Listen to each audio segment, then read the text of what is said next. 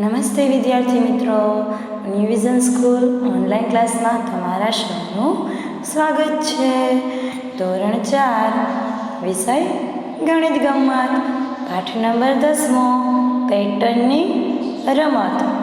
તો આગલા વિડીયોમાં આપણે પેટર્ન વિશે જોયું હતું કે જેમાં પેટર્ન એટલે કે પુનરાવર્તિત પેટર્ન અને વિકસતી પેટર્ન એટલે કે વિકાસાત્મક પેટર્ન.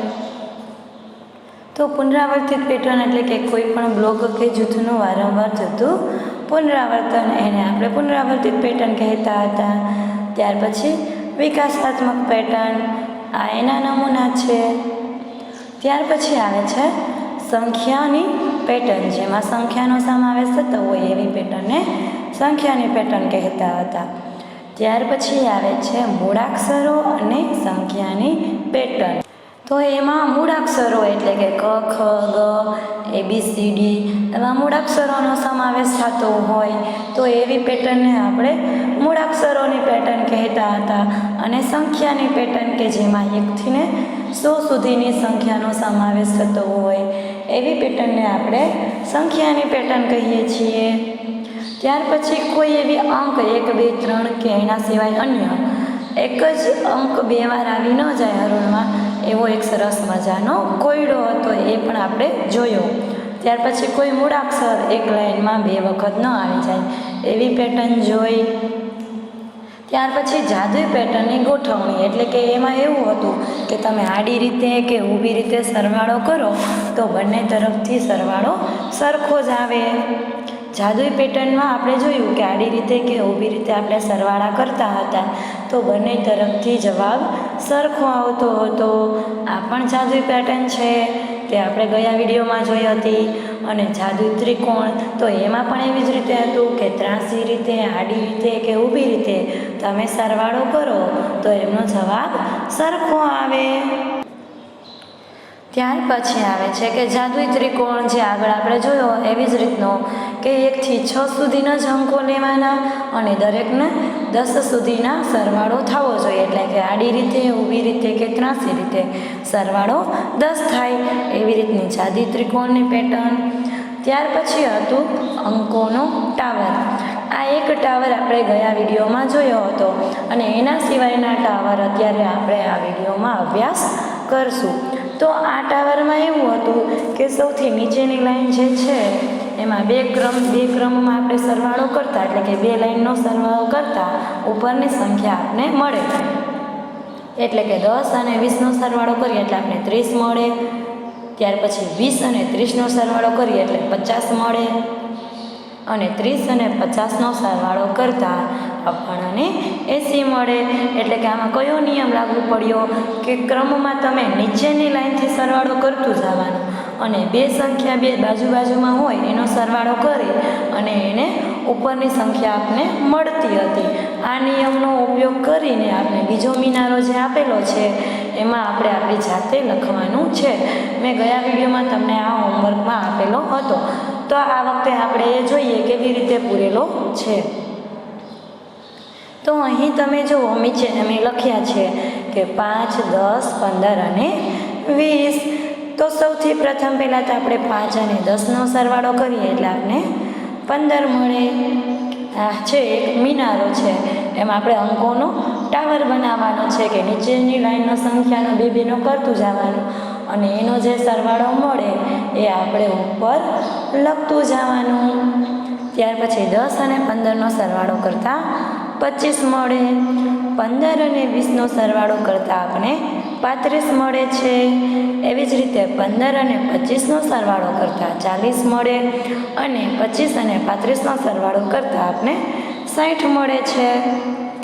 ત્યાર પછી ઉપર છેલ્લે 60 અને 40નો સરવાળો કરતાં આપણને 100 મળે છે. આવી રીતે સૌથી ઉપર 100 આવશે તો એક સરસ મજાનો મિનારો પૂર્ણ થાય છે.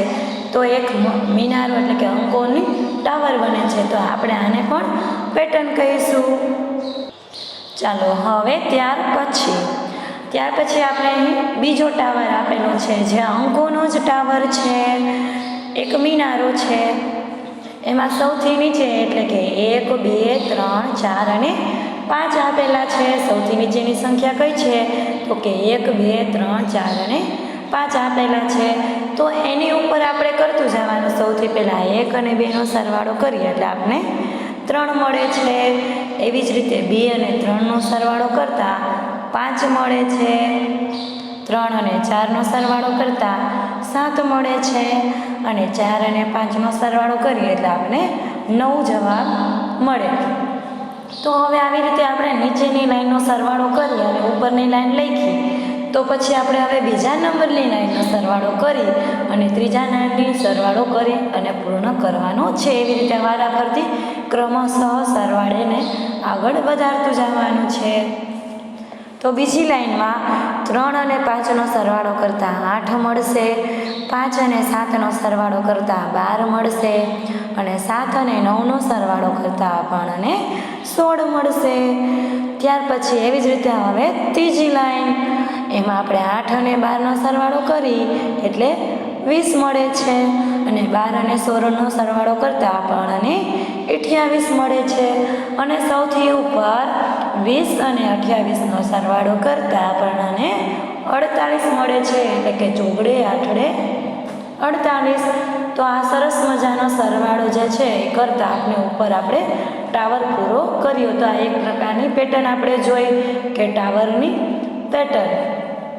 ચાલો ત્યાર પછી હવે અહીં આપણે જોવો છો કે સરવાળાનો સમાન નિયમ. અહીં તમે જુઓ છો તો કેટલાક ભાઈ અને બહેન એટલે કે છોકરો અને છોકરી, છોકરો અને છોકરી, છોકરો અને છોકરી એવી રીતે તમને દર્શાવ્યા છે. અને દરેકના હાથમાં એક સરસ મજાના પત્તા આપી દીધા છે. જુઓ તો કેવી રીતે સરવાળો કરશે અને કેવી રીતે નિયમ લાગુ પડે છે તે આપણે જોવાનો છે. તો ચાલો જોઈએ કેવી રીતે કરે છે. સૌપ્રથમ તમે જુઓ તો ડાબી તરફથી અને જમણી તરફથી આપણે સરવાળો કરતું જવાનું છે. અને અહીં તમારે સરવાળાનો સમાન નિયમનો ઉપયોગ કરવાનો છે. તો તમે એવો નિયમ જોયો છે કે દરેક વખતે રકમનો સરવાળો સરખો જ થાય? તો અત્યારે આપણે એ સમજવાનું છે કે સરવાળાનો સમાન નિયમ. ચાલો, નિયમ છે કે આપણે જ્યારે બે સંખ્યાનો સરવાળો કરીએ ત્યારે તેનો જવાબ સરખો આવે છે. જ્યારે આપણે બે સંખ્યા હોય એટલે કે આમાં દરેકમાં તમે જુઓ છો 2 અંકની સંખ્યાઓ છે. તો 2 અંકની આવી જ્યારે સંખ્યા હોય અને ક્રમમાં હોય તો એમનો સરવાળો ડાબી તરફથી અને જમણી તરફથી કરવાથી સરખો આવે છે. એટલે કે કેવી રીતે? તો ચાલો આપણે એ સમજીએ. સૌથી પહેલાં તમે જુઓ, ડાબેથી પહેલી અને જમણેથી પહેલી એ બંનેનો સરવાળો કરશો તો સરખો થશે. એવી જ રીતે ડાબેથી બીજી અને જમણેથી બીજી એ બંનેનો સરવાળો કરશો તો સરખો થશે. ત્યાર પછી ડાબેથી ત્રીજી અને જમણેથી ત્રીજી એ બંનેનો કરશો તો પાછો સરખો જવાબ આવશે. પરંતુ આ નિયમ ક્યારે લાગુ પડે એ તમને ખબર છે? તો આ નિયમ ક્યારે લાગુ પડે? જુઓ, એ બંનેનો સરવાળો સરખો આવશે એ સાચું, પરંતુ આ ક્યારે નિયમ લાગુ પડે? તો કે સંખ્યા છે એ ક્રમમાં હોવી જોઈએ. સૌથી પહેલાં તો સંખ્યા ક્રમમાં હોવી જોઈએ. તો અહીં તમે જુઓ સંખ્યા ક્રમમાં જ છે. 11, 12, 13, 14, 15, 16 ક્રમમાં આવે છે. તો કે હા, આ સંખ્યા ક્રમમાં છે. અને બે અંકની સંખ્યા છે એટલે કે 2 સંખ્યાવાળી સરવાળો છે. આપણે 2 સંખ્યાવાળા સરવાળા કરતા હોઈએ ને જ્યારે આપણે બુકમાં કે ઘણી વખત 2 અંકવાળા, 1 અંકવાળા અને 3 અંકવાળા એવા સરવાળા કરતા હોઈએ છીએ. તો અહીં એવું કીધું છે કે 2 અંકવાળા સંખ્યાના સરવાળા હોવા જોઈએ. તો આમાં એ નિયમ લાગુ પડે છે કે સરવાળાનો સમાન નિયમ. તો ચાલો જોઈએ કેવી રીતે. તો સૌથી પહેલાં તમે ડાબેથી પહેલી અને જમણેથી પહેલી બંનેનો સરવાળો કરશો એટલે કે 11 + 16 બરાબર 27 થશે.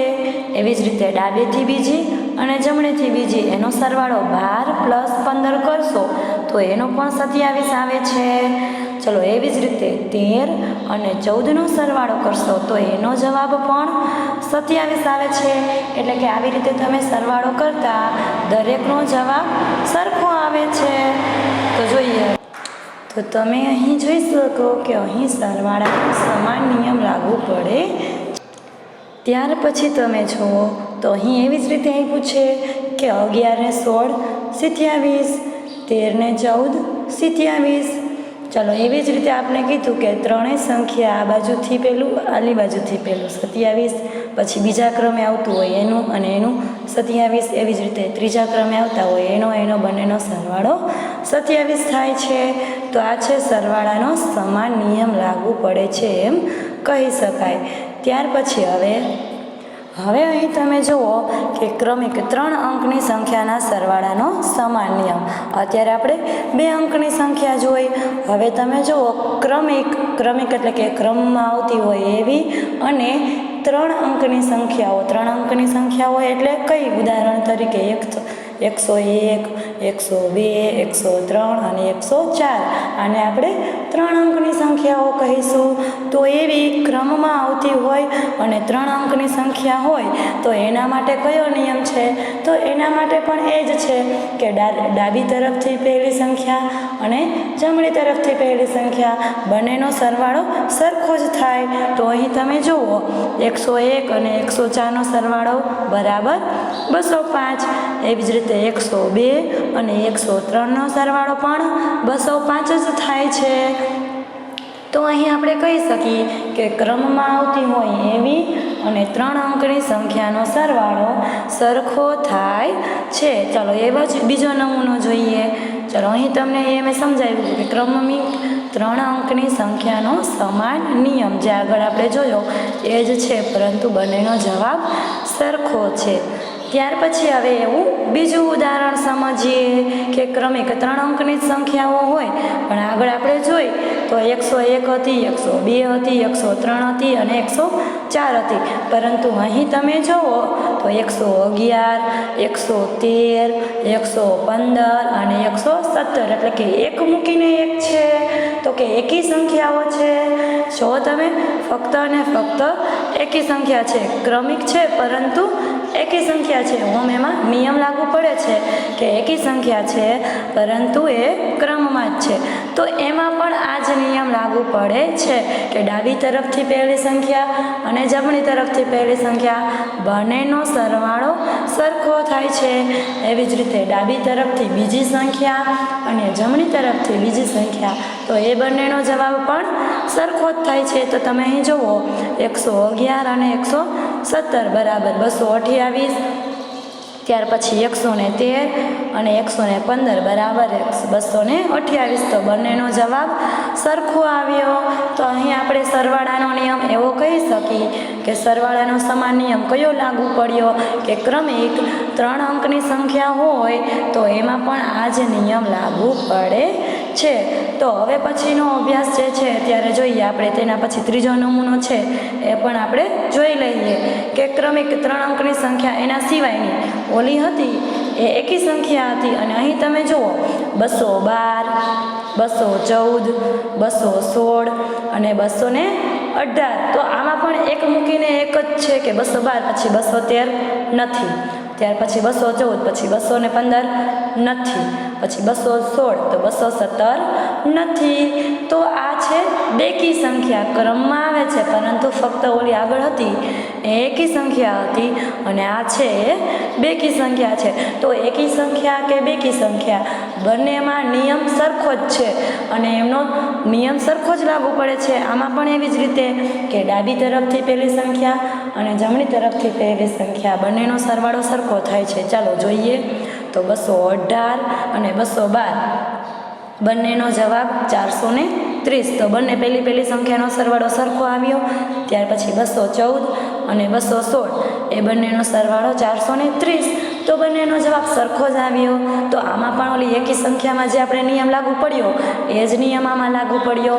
તો આ છે સરવાળાનો સમાન નિયમ કે 3 અંકની સંખ્યા હોય એમાં એકી સંખ્યા હોય કે બેકી સંખ્યા હોય, 2 અંકની સંખ્યા હોય એમાં પણ એકી સંખ્યા હોય કે બેકી સંખ્યા હોય. જો એમાં ડાબી તરફ અને જમણી તરફથી ક્રમમાં સરવાળો કરવામાં આવે તો બંનેનો જવાબ સરખો આવે. તો આ એક સરસ મજાના સરવાળાના ક્રમમાં સમાન નિયમની પેટર્ન કહેવાય છે. હવે પછીનો અભ્યાસ આપણે આવતા વિડીયોમાં કરશું. તો આઈડલના પેજ નંબર 28 પર જે સરવાળાના સમાન નિયમ છે પ્રશ્ન નંબર 17 અને 18 એ તમારે હોમવર્કમાં પૂરવાનો રહેશે. થેન્ક યુ વિદ્યાર્થી મિત્રો.